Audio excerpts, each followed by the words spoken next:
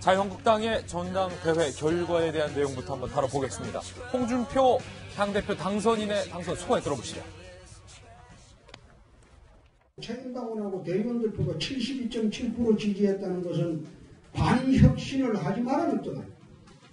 반드시 혁신하고 쇄신하고 쳐낼 것 쳐내라는 그 뜻이죠. 당원들의 뜻입니다. 그런데 그게 당원들의 뜻을 배치되는 반혁신, 반쇄신 행동을 하면 그 당원들이 용서하겠습니까? 그거는 내가 다 대신하겠습니다. 자꾸 쳐내겠다고 하는데 김 교수님 뭘 쳐내겠다는 겁니까? 문맥상으로 이제 친박을 쳐내서 새로운 혁신을 하겠다는 이야기인데요. 저 말도 사실은 믿기가 좀 애매하죠. 왜냐하면 그동안 홍준표 대표가 걸어왔던 행보를 보면 이제 국정농단 사태가 있어 친박들이 거의 왜소해질 때 대통령 후보로 나오면서 했던 일성이 보였습니까? 양박이라고 그랬잖아요. 양아치 친박이라고 그랬어요. 그래서 친박에 대해서는 굉장히 고도의 공격을 했었는데 대통령 후보가 된다면 또 친박에 얹혀가지고 친박의 지원을 등에 업고 또 열심히 운동을 했던 사람입니다. 그런데다가 저는 이제 사실은 대표가 됐기 때문에 뭐라고 할 말 없습니다만 대통령 선거 끝나자마자 미국 잠깐 갔다 와서 다시 이 당대표에 도전하면서 저는 저 양반이 저걸 한 이유가 무엇일까를 생각해 보면 저는 자유한국당을 구하겠다는 그 말은 표면적으로 하지만 속내는 여전히 지금 대법원 판결을 앞두고 있는 피고인의 심정이기 때문에 1심에서 유죄, 2심에서 무죄 나온 것에 대한 대법원의 지금 마지막 결정이 남아있는 상황에서 제1야당 대표라는 이 타이틀은 굉장히 대법원에 대해서 부담스러운 거거든요. 저는 그런 것들이 혹이라도 홍 대표의 마음속에 있었다고 한다면 저는 국민도 속이고 자유한국당 당원도 속인 거라고 생각합니다. 저는 그렇지 않기를 바라고요. 또 하나는 홍 대표가 양박이라고 하면서 친박에 대해서 굉장히 적대심을 드러냈지만 실제로는 친박을 또 살려주는 역할도 하고 있거든요.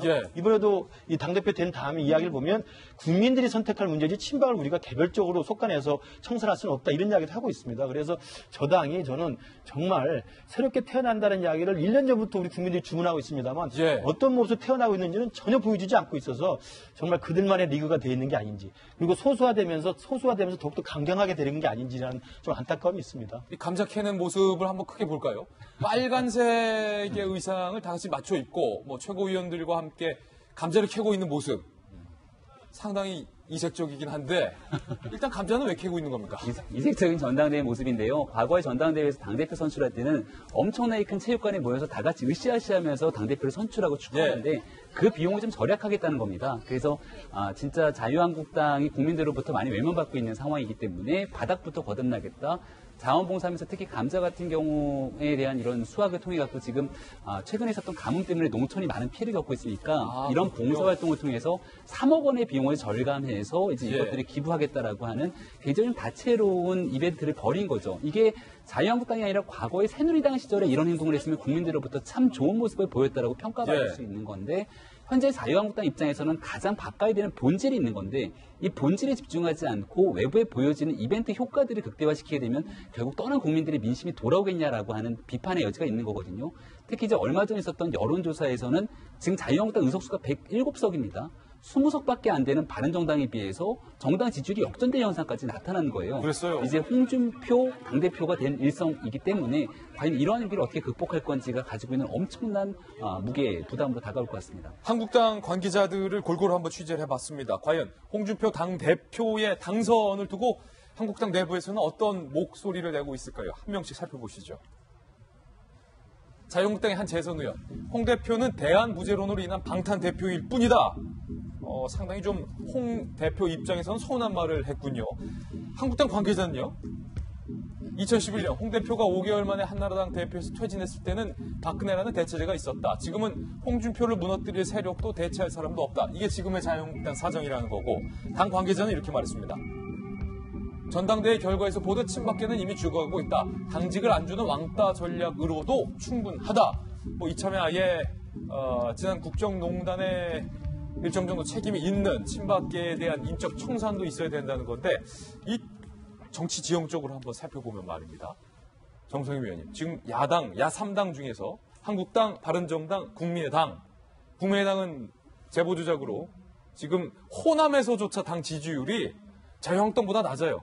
호남에서 자유한국당 지지율은 정말 상징적으로 낮은 걸로 유명한데 그거보다 국민의당이 낮다는 건 국민의당 상황을 잘 반영해 주는 거고 두 번째로 지금 그렇다고 바른정당이 뭔가를 하고 있느냐? 그렇지도 않은 상태에서 제1야당 자유한국당의 홍 대표 선출, 이게 어떤 의미를 갖고 있는 겁니까? 아까 얘기 나왔지만 홍준표 대표의 가장 큰 지금 적은 홍준표 자신입니다. 예. 자신과의 싸움이에요? 예, 왜냐하면은 본인이 지금 대법원 판결을 아직 받아놓고 있고, 그 다음에 본인이 해결해야 될 지금 자유한국당 앞에 놓인 과제가 엄청납니다. 그러니까 친박 청산, 아까 뭐 스스로 국민이 선택해서 고사시키지 않겠니 하지만은 아직까지는 만만치 않고요. 그 다음에 제1야당이지만은 지금 여당, 막강한 국민의 지지를 받고 있는 여당과의 관계 설정이나 국회에서의 대여 협상 문제에 있어서 주도력을 좀 발휘하지 못하고 있고, 다른 야당과의 관계에서 좋은 것이 하나도 없습니다. 이런 상황에서 지금 끌고 나가야 될 가로높이인 과제가 굉장히 큰 거요.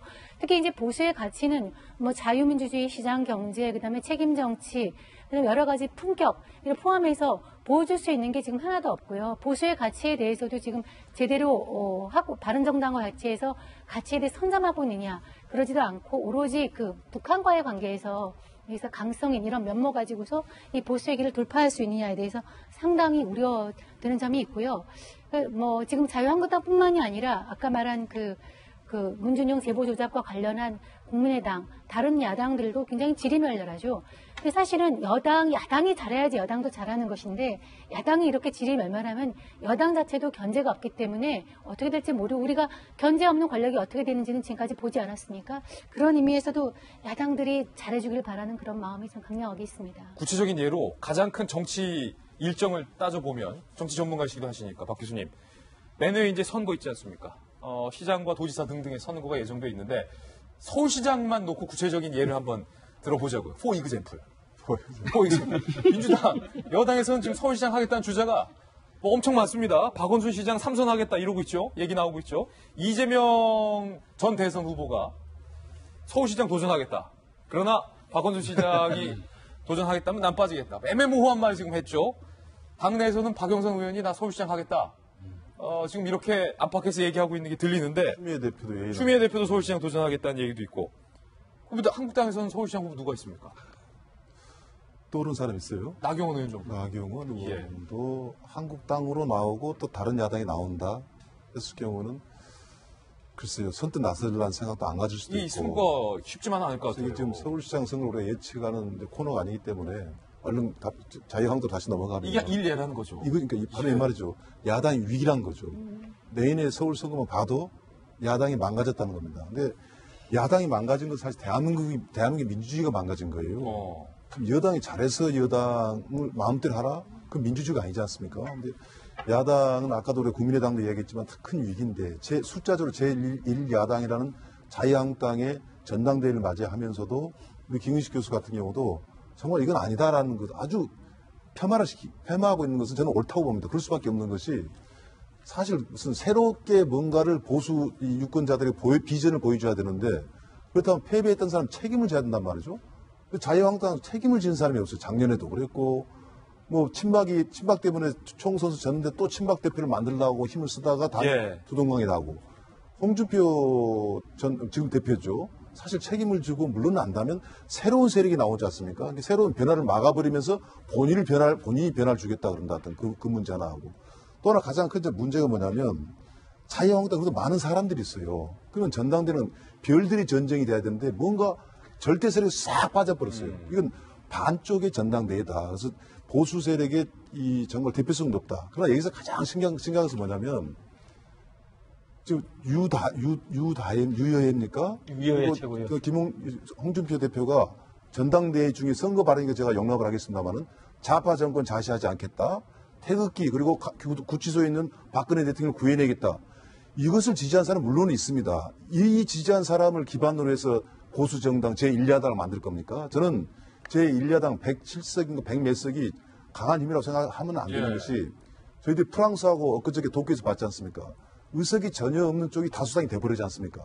저는 자유한국당은 대한민국 관두고 보수 지지층을 너무나 좀 망가뜨리고 있다. 그래서 역으로 자유한국당의 전당대회 끝나는 날 저는 바른정당한테 좀 분발하라, 이런 이야기를 하고 싶을 정도의 씁쓸함을 느낍니다.